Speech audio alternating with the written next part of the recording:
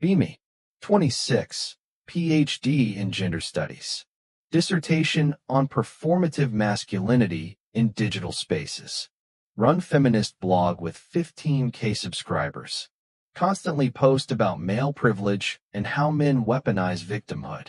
Genuinely believe guys exaggerate everything for sympathy points.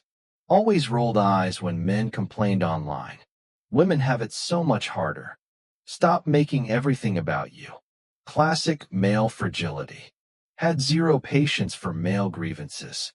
Post weekly threads debunking men's rights talking points. Get thousands of likes from women agreeing that men just want to be oppressed so badly they'll make stuff up. Feel intellectually superior every time. Thursday night, scrolling through Twitter.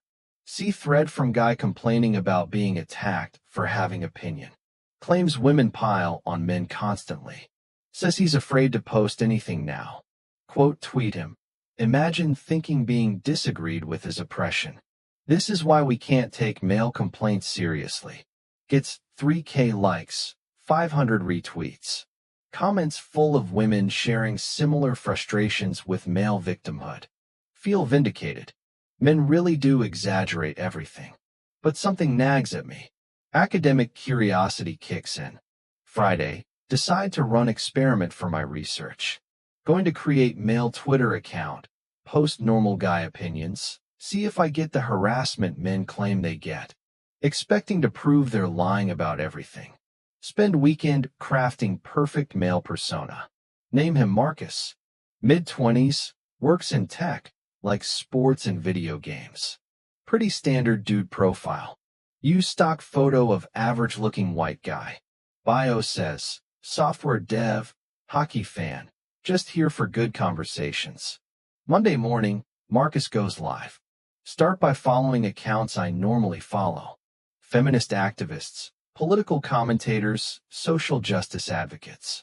Want to see their responses to male perspectives. First post. Really enjoying this book about workplace dynamics. Interesting how communication styles differ between teams. Generic, inoffensive, thoughtful. Perfect baseline. 2 hours later, 12 likes, 3 retweets, few positive replies. Seems normal. Tuesday, try slightly more opinionated content. Marcus posts. Been thinking about work-life balance lately. Feel like our generation puts too much pressure on ourselves to optimize everything. Still pretty safe territory. Millennial anxiety stuff. Few hours later, checking replies. Mostly positive, couple people sharing similar feelings. One reply catches attention. Typical male take. You guys have no idea what real pressure feels like. Feel defensive for Marcus. Post was about universal millennial experience, not gender specific. Wednesday, Marcus posts about mental health. Rough day. Sometimes feels like nobody would notice if I just disappeared for a while. This is test. Want to see if men actually get support or if people minimize their struggles like they claim. Results surprise me. Mostly supportive responses. Few people checking in, offering resources. Some women being genuinely kind. Maybe men don't have it as hard as they say. Thursday, Marcus ventures into slightly controversial territory. Posts. Watch this documentary about education gaps. Concerning how many boys are falling behind in school. Wonder what we can do to help. This hits different. Replies come fast. Maybe if men weren't so threatened by women succeeding. Boys have had advantages for centuries. Let women have their turn. Typical male trying to center himself in women's success. Another fragile ego can't handle women winning. Stare at screen. Marcus literally just expressed concern for struggling kids. How is this controversial? Try to engage respectfully. Marcus replies, just worried about kids who need support. Not trying to take anything away from anyone. Get dogpiled immediately. Stop tone policing women's frustration. Your concern trolling isn't fooling anyone. This is exactly how men derail important conversations. Feel genuinely confused. These are harsh responses to caring about children. Friday, Marcus posts about friendship. Grateful for the few close friends I have. Seems harder to make real connections as an adult. Should be safe topic. Everyone struggles with adult friendships. Top reply. Maybe try not being a walking red flag. Others pile on. Men only want friendship when they can't get sex. Have you considered therapy instead of trauma dumping on strangers? Marcus wasn't trauma dumping, just expressed normal human need for connection. Weekend. Scroll through Marcus's mentions. Pattern emerging that I didn't expect. Every post gets scrutinized for hidden misogyny. Innocent observations get twisted into attacks on women. Basic human emotions get labeled as manipulation tactics. Starting to feel defensive about Marcus, which is weird because Marcus is me. Monday, Marcus posts about movies. Really love this indie film about father-son relationships. Rare to see male vulnerability portrayed well. Think this is safe. Just praising emotional representation. Wrong. Men have had every movie ever made center them. One movie about feelings, and suddenly you're oppressed. Peak male fragility, thinking you need more representation. Stop crying about not seeing yourself everywhere. Feel actual anger reading these. Marcus praised emotional vulnerability. How is this bad? Try defending in comments. Big mistake. Get called concerned troll, reply guy, mansplainer. People start going through Marcus's post history looking for evidence of misogyny. They find nothing because there is nothing. So they get more creative. His bio says he likes hockey. Violent sport. Red flag. Uses proper grammar. Probably thinks he's smarter than everyone. Posts too much about books. Trying to seem intellectual to impress women. Realize they're not responding to Marcus's content. They're responding to the idea of him being male. Tuesday night, having crisis. Check Marcus's analytics. 67% of interactions are negative. People quote tweeting to mock him, screenshotting to ridicule, using him as example of male toxicity. Marcus hasn't said anything toxic. Ever. Wednesday, Marcus posts about current events. This economic situation is really affecting young people. Housing costs are insane. How is anyone supposed to build a future? Economic anxiety. Universal concern. Replies devastating. Men complaining about money while women make 77 cents to the dollar. Maybe if you weren't buying video games and sports tickets. Entitled male thinks the world owes him a house. Bootstrap yourself like women have had to do forever. Sit staring at laptop. Feel genuine hurt on Marcus's behalf. He's expressing legitimate concern about housing crisis. Getting told he's entitled for wanting basic shelter. Thursday, breaking point. Marcus posts. Feel like I can't say anything without being misunderstood. Maybe I should just stay quiet. Immediately get accused of victim complex. Playing martyr now? No one's stopping you from speaking. We just don't have to listen.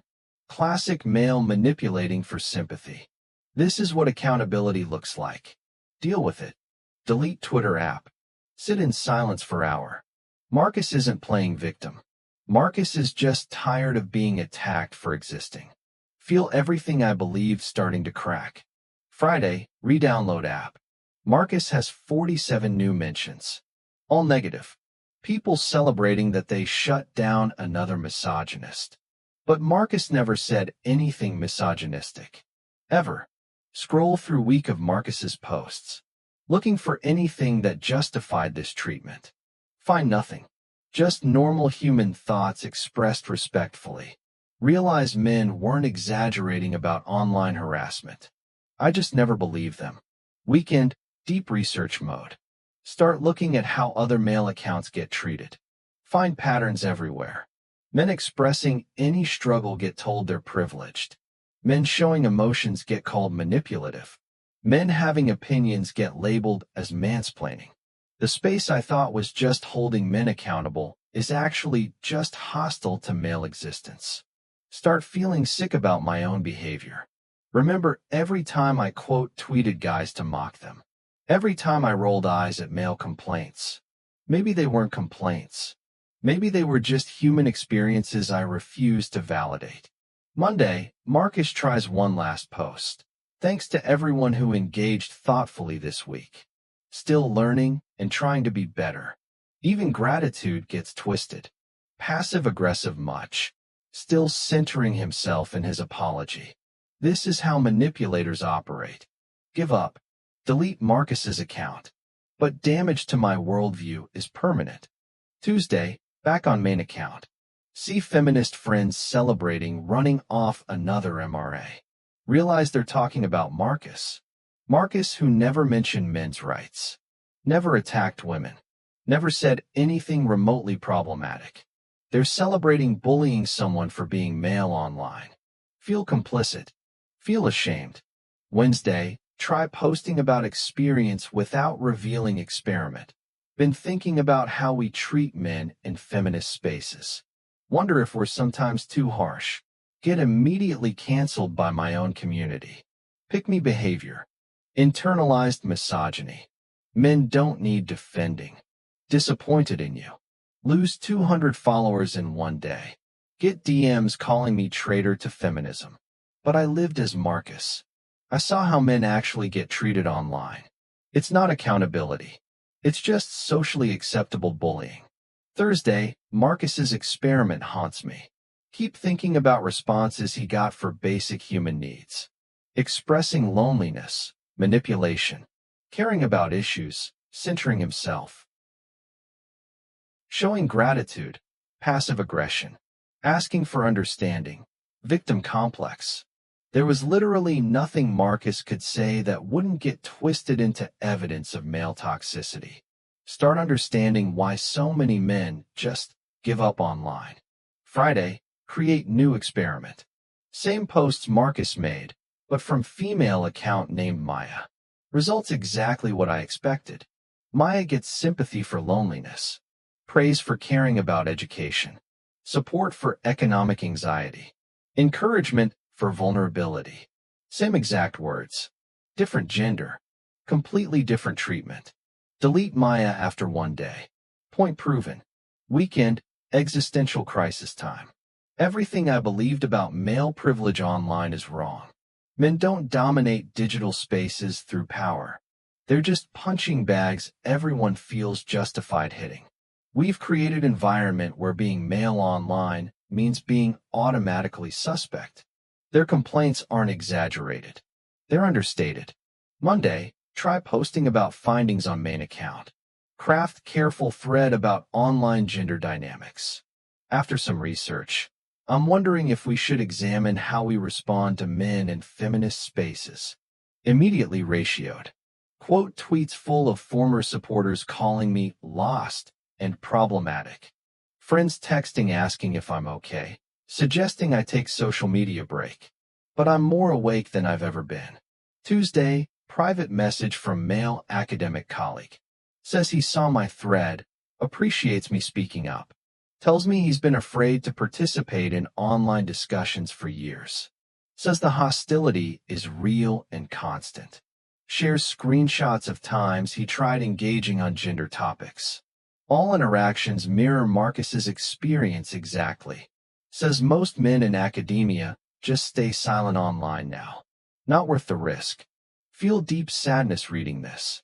We've silenced half the population and called it progress. Wednesday, decide to write blog post about Marcus experiment. Title it, What I Learned Pretending to Be a Man Online. Published despite knowing it'll end my feminist influencer career. Response is nuclear. Former allies calling me anti-feminist. Blog subscribers dropping by hundreds. But also getting messages from men thanking me for seeing their reality. Women admitting they've noticed the same patterns, but were afraid to speak up. Realize I've touched something real and painful.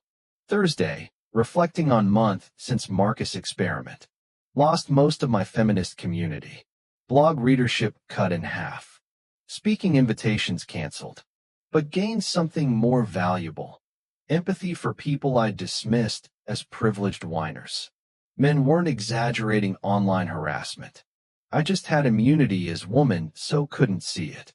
They don't need to be saved or fixed. They just need to be treated like humans instead of acceptable targets. Friday, final realization hits. We've created the very dynamic we claim to oppose. We've made gender a hierarchy where one group's experiences matter more than another's. We've normalized discrimination and called it justice. We've become the bullies while convinced we're the victims. Marcus taught me that privilege isn't always visible to those who have it. My privilege was being able to express thoughts without immediate hostility. Marcus's reality was being attacked for the crime of existing while male. Still believe in equality. Still think women face real challenges. But now I also know men face challenges we refuse to acknowledge. Maybe true feminism means caring about everyone's humanity. Maybe Marcus wasn't the problem. Maybe we are.